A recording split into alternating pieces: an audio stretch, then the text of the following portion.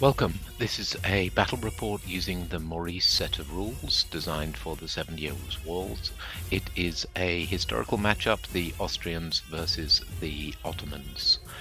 The first time that the Ottomans are out on the table in full feudal order.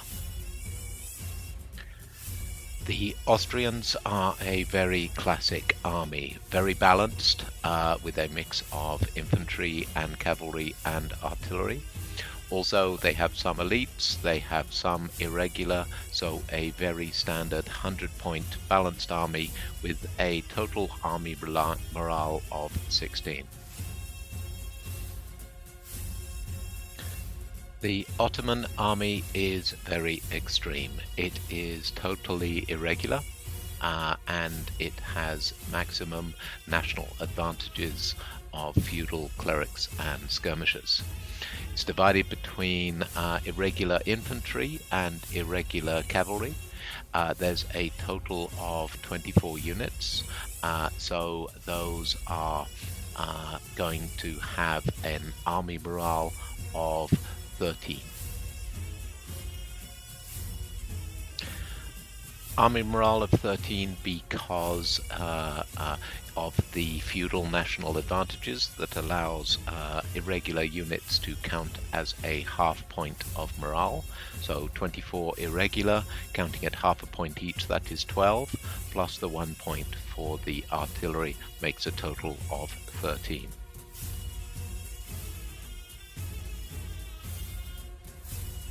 The Ottoman has chosen 3 national advantages: feudal, skirmishers, and cleric. Feudal enables him to have an extra terrain roll, and as we have just described, it enables the 2 irregular units to count for 1 morale point, so this totally irregular army has a fairly reasonably army morale. The second is skirmishers. This also enables the Ottomans to have an extra terrain dice, so it's very likely they will be playing in crowded terrain given both feudal and skirmishers. And there are 2 other benefits. The most important one is that the irregular infantry can fire at up to 6 base widths. That means that they will outrange the regular infantry, who can only fire at 4. The first time we've played with this national advantage, so interesting to see what it can do. Finally, it enables the irregular units to re-roll the evasion attempts, so making them a little bit harder to catch. Finally, we are playing clerics as well. This gives us a few clerics, usually about 3 or 4, that we can use to affect results.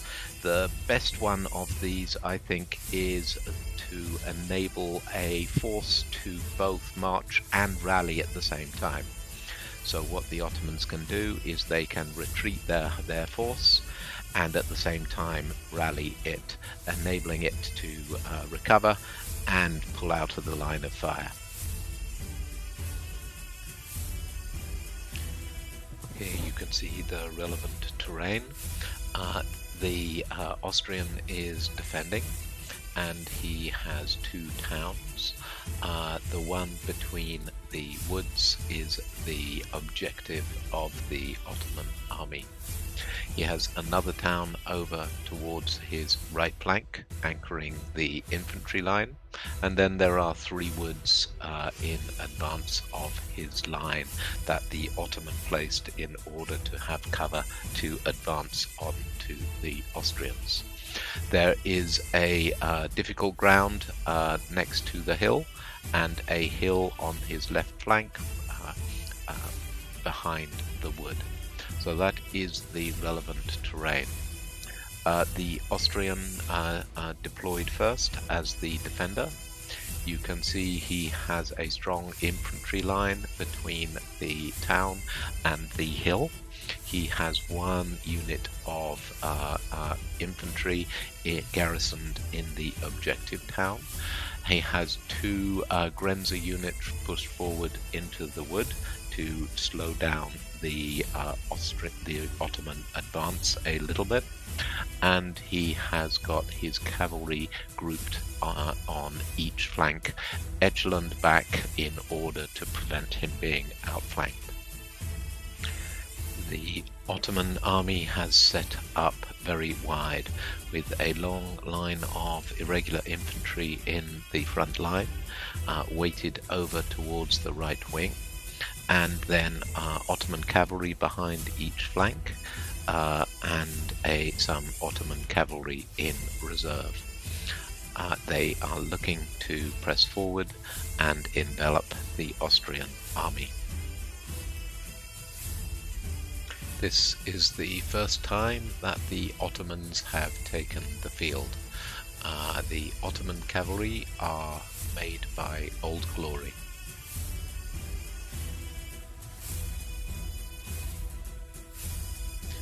Behind the Austrian right flank are their elite cavalry, 2 regiments of elite cuirassiers and 1 regiment of hussars.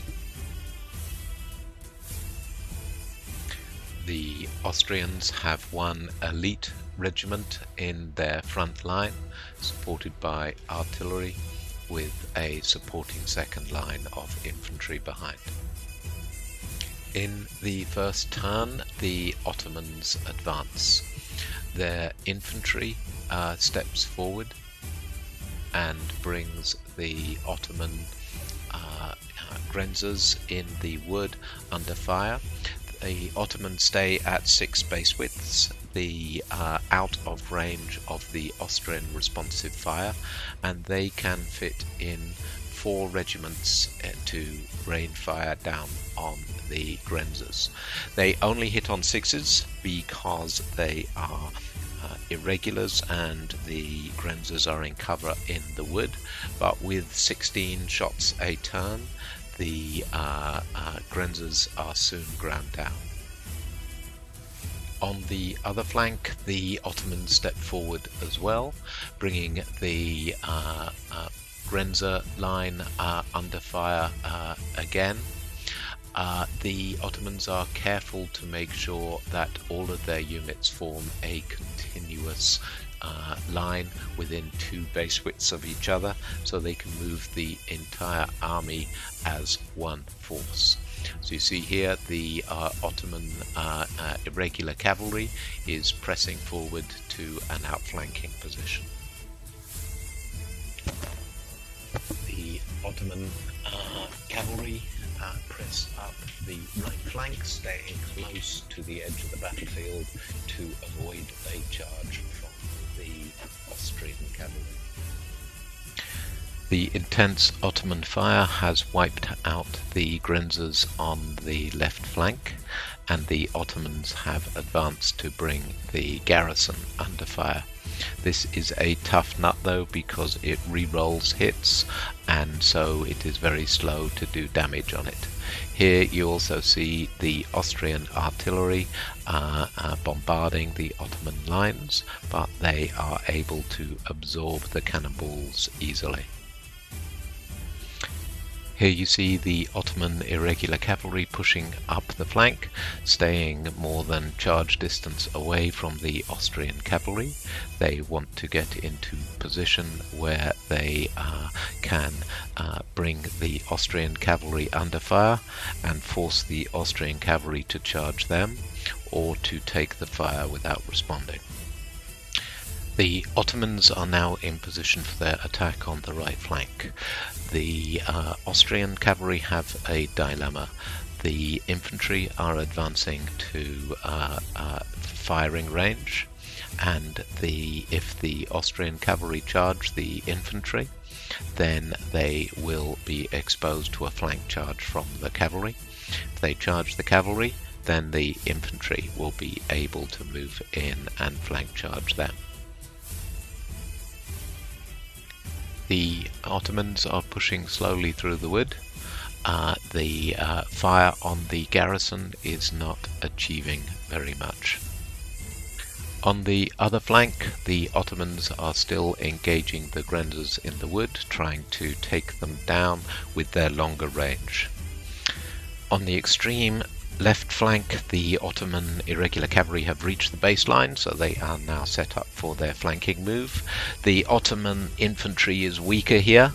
They are not sure whether they should push forwards to when they can be run down by the elite Austrian cuirassiers.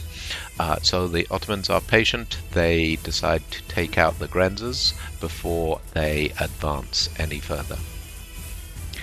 The Austrian cavalry maneuvers to line up for a charge. However, this does expose them to the fire of the Ottoman infantry.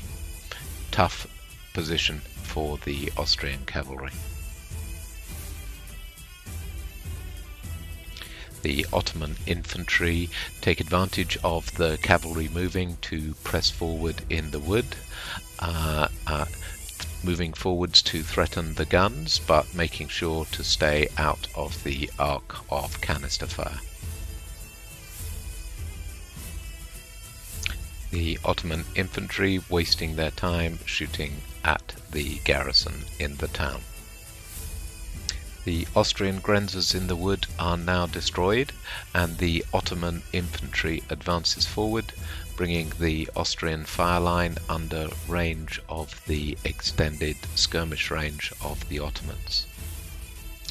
The rest of the Ottoman infantry on the left flank press up through the wood at what they perceive is a weakness in the Austrian line, with a single infantry unit defending behind the town.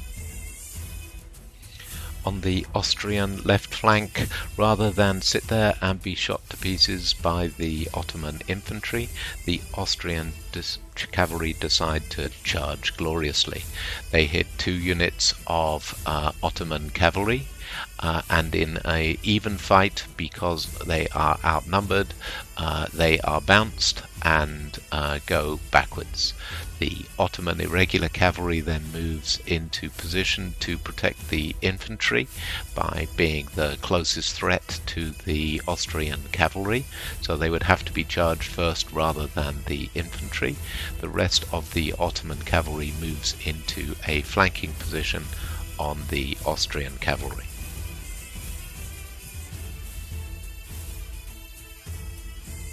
The Ottoman infantry presses forward from the wood to threaten the guns. Unfortunately, they no longer form a force with the rest of the Ottoman army, so are now stranded until other units can reach them and reconnect them to command.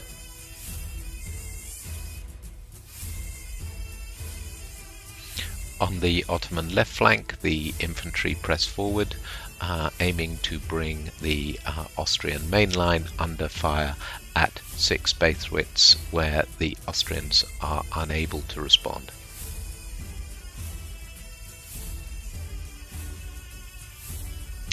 The Ottoman cavalry charges in on both flanks of the Austrian cavalry.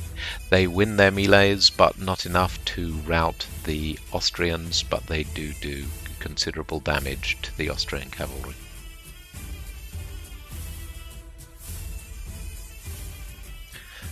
The Ottoman cavalry moves up through the wood and reconnects the infantry to the main battle line, so the Ottoman army is once again back in command and can move the entire line as a single force.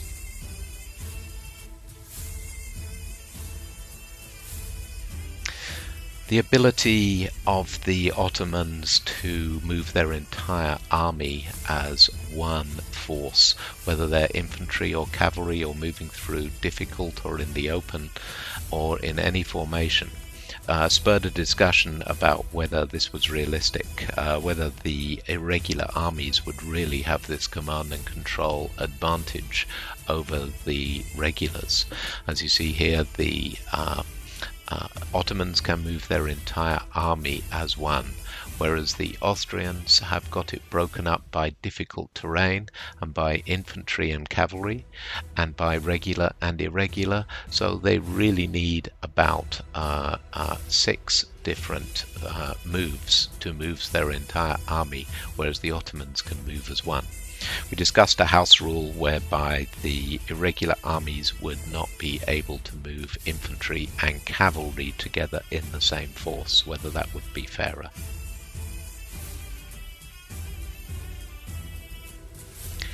On the left flank, the Ottoman infantry again presses forward to 6 base widths range and starts to rain down fire, taking out one of the Austrian guns. The Austrian player realizes that if he just sits back at 6 base widths range, he will eventually get shot to pieces, so he marches his entire infantry forward right in front of the Ottomans in order to engage in a firefight where his regulars will overpower the Ottoman irregulars.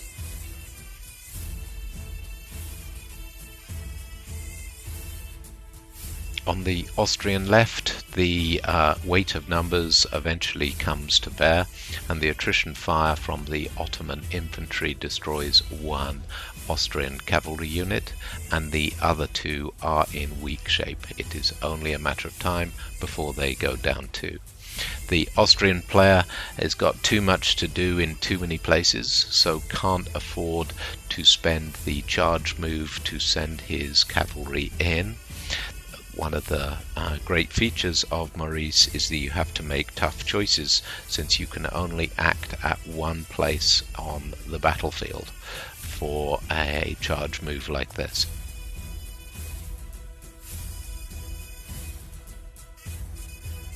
The Ottomans line up a flank charge on the Austrian artillery. However, again, they cannot afford to spend a charge move just on this one unit, since they have to maneuver in other parts of the battlefield.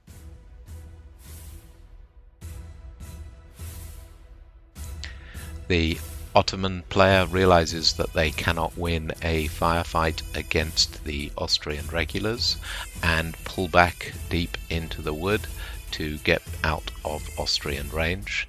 The units that had to face up to the firepower of the Austrian elites got shot up and pulled back behind the cavalry. On the extreme Ottoman left flank, the Ottomans, sensing victory, press forward boldly, their infantry moving out of the woods and into charge range of the Austrian cavalry, daring them to charge. The Austrians take up the challenge and go on the offensive. Their elite cuirassiers are very successful. One rides down a Ottoman infantry unit, and another rides down a Ottoman irregular cavalry, and the Hussars break a 3rd Ottoman cavalry unit as well. So in one charge of the Austrian cavalry, the Ottomans have lost 3 units.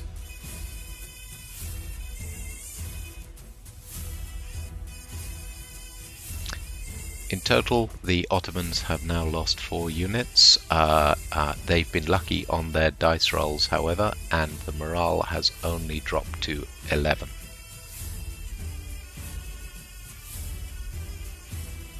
A second Austrian charge takes down the additional Ottoman infantry unit.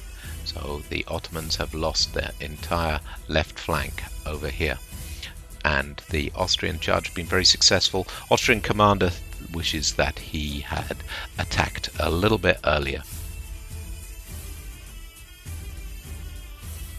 In a surprise move, the Ottomans roll really well, firing on the Austrian elite unit and blow it away with firepower.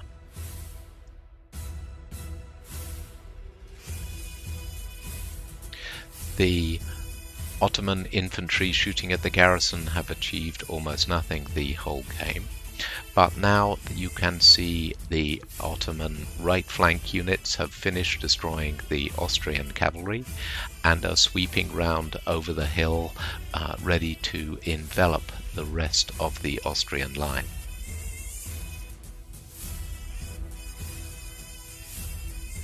They have lined up several flank charges for next turn on the infantry in the difficult and the Austrian artillery.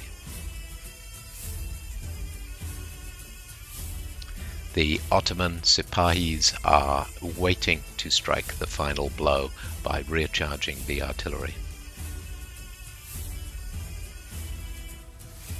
The Ottomans only need a couple more points for victory.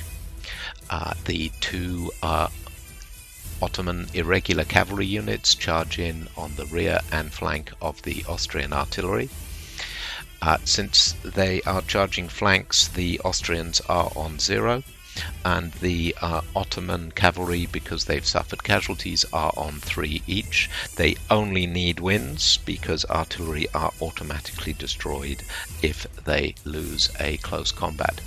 So both units win, and that is the end of the game, with the Austrian army rolling to a defeat, despite their success of their giant cavalry charge, which broke the Ottoman left wing. The right hook of the envelopment of the Ottomans proved too powerful in the end. A great game. It was really interesting to see different styles of play. Afterwards, in the debrief, the Austrian discussed how they could have attacked a little bit earlier in order to take the fight to the Ottomans, since the Ottomans are incapable of standing up in open combat to the Austrians. But if they can just shoot at 6 base widths range, that skirmisher national advantage is a game winner.